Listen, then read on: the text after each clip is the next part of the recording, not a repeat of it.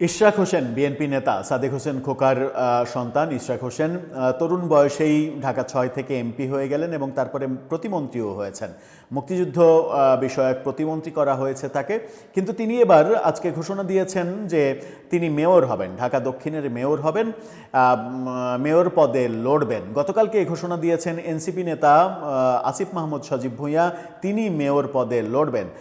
এখন তাহলে ঢাকা দক্ষিণে মুখোমুখি হচ্ছেন সেই নাটক, যে নাটক আমরা দেখেছি আসিফ মাহমুদ সজীব ভুঁইয়া স্থানীয় সরকার উপদেষ্টা থাকাকালীন ইশরাক হোসেনের ঢাকা দক্ষিণের মেয়র ইস্যুতে আসিফ মাহমুদ সজীব ভুঁইয়া যা যা করেছেন সেই নাটকগুলো আমরা দেখেছি। সম্ভবত আবারও একটা আসিফ ভার্সেস ইশরাক একটা নাটক মঞ্চস্থ হতে চলেছে।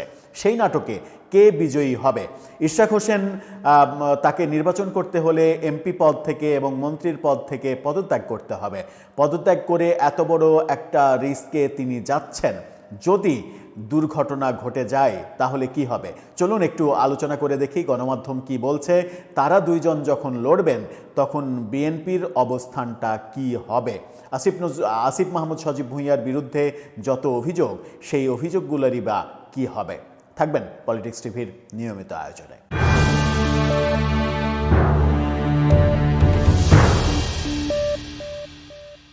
দর্শক, বলছিলাম ইশরাক হোসেন এবং আসিফ মাহমুদ সজীব ভুঁইয়া ঢাকা দক্ষিণে লড়াই করার জন্য প্রস্তুত হয়ে আছেন। যখন আমরা দেখছি আজকেই ৬টি সিটি কর্পোরেশনে বাংলাদেশের নতুন প্রশাসক নিয়োগ দিয়েছে সরকার, তার মানে এই ঘটনার পরিপ্রেক্ষিতে এরকম একটা বার্তাও আসতে পারে যে খুব সহসা সিটি কর্পোরেশনের নির্বাচন হচ্ছে না। ঢাকা দক্ষিণের প্রশাসক করা হয়েছে বিএনপি নেতা আব্দুস সালামকে।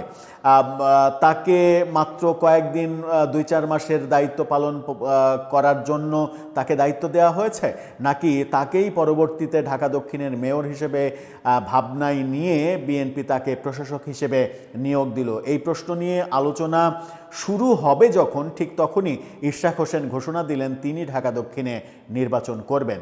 এতে কি বিএনপির হাইকমান্ডের সিগন্যাল রয়েছে, গ্রিন সিগন্যাল রয়েছে?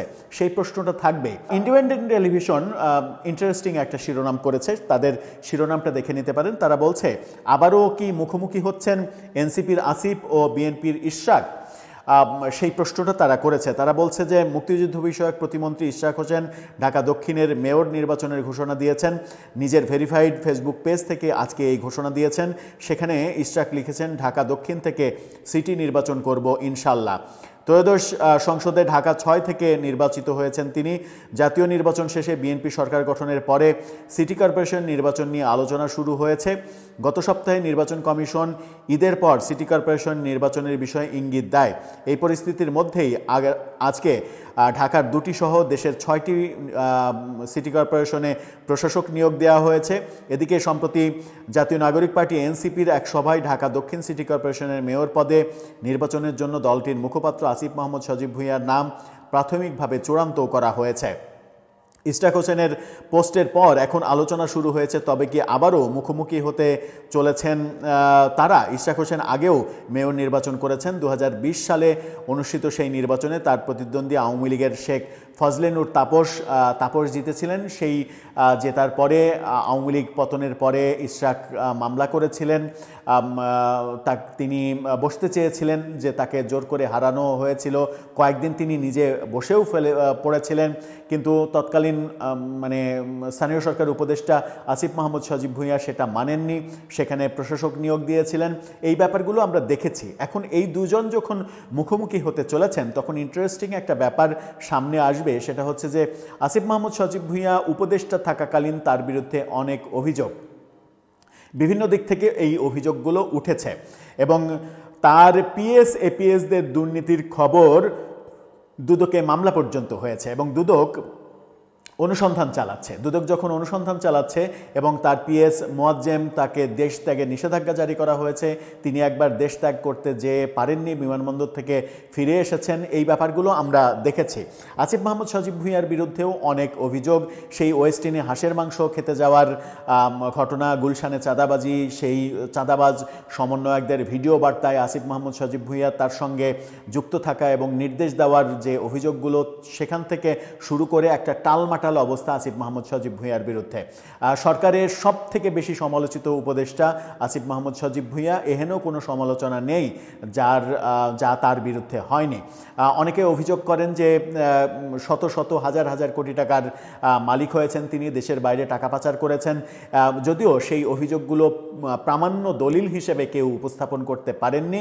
এখন দেখার বিষয় যে আসিফ মাহমুদ সজীব ভূঁইয়া যখন ঢাকার দক্ষিণে মেয়র পদে লড়বেন এই ঘোষণা দিচ্ছে, তখন কি বিএনপি উদ্যোগী হবে আসিফ মাহমুদ সজীব ভূঁইয়া উপদেষ্টা থাকাকালীন কোনো দুর্নীতি করেছে কিনা সেই তদন্তে নামার?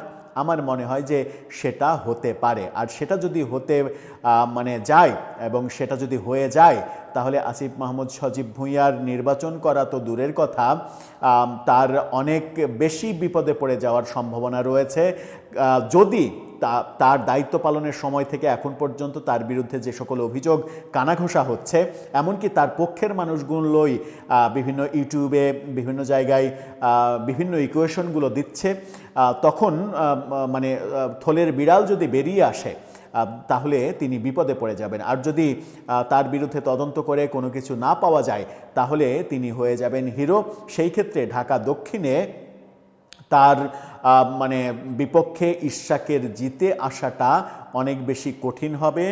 কারণ সেটা হচ্ছে যে যদি আসিফ মাহমুদ সজীব ভূঁইয়া ভোট করতে চান, তাকে যদি জামাত সমর্থন করে ফেলে, তাহলে কিন্তু হাড্ডাহাড্ডি লড়াই হবে। আর জামাত যদি আলাদা প্রার্থী দেয়, জামাত যদি আসিফকে সমর্থন না দেয়, তাহলে কোনো প্রতিদ্বন্দ্বিতাই হবে না, তখন ইশরাকের মেয়র হয়ে যাওয়াটা খুবই সহজ হবে। এখন দেখার বিষয় বিএনপি কোন পথে হাঁটবে। বিএনপি কি আসিফ মাহমুদ সজীব ভূঁইয়ার বিরুদ্ধে এতদিন যে কানাঘোষাগুলো হচ্ছিল, উপদেষ্টা থাকাকালীন বিএনপিও তার পদত্যাগ চেয়েছে একাধিকবার, সেই ব্যাপারে বিএনপি কোনো তদন্তের আশ্রয় নেবে? দুদককে কি বলবে যে তার বিরুদ্ধে তদন্ত করো, কিংবা কেউ কি দুদকে অভিযোগ করবে?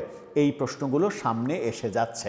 দর্শক, আপনার কি মনে হয় আগামী সিটি কর্পোরেশন নির্বাচনটা খুব বেশি কি সহজ হবে? সেটা বিএনপির জন্য হোক, আর এনসিপির জন্য হোক, আর জামাতের জন্য হোক।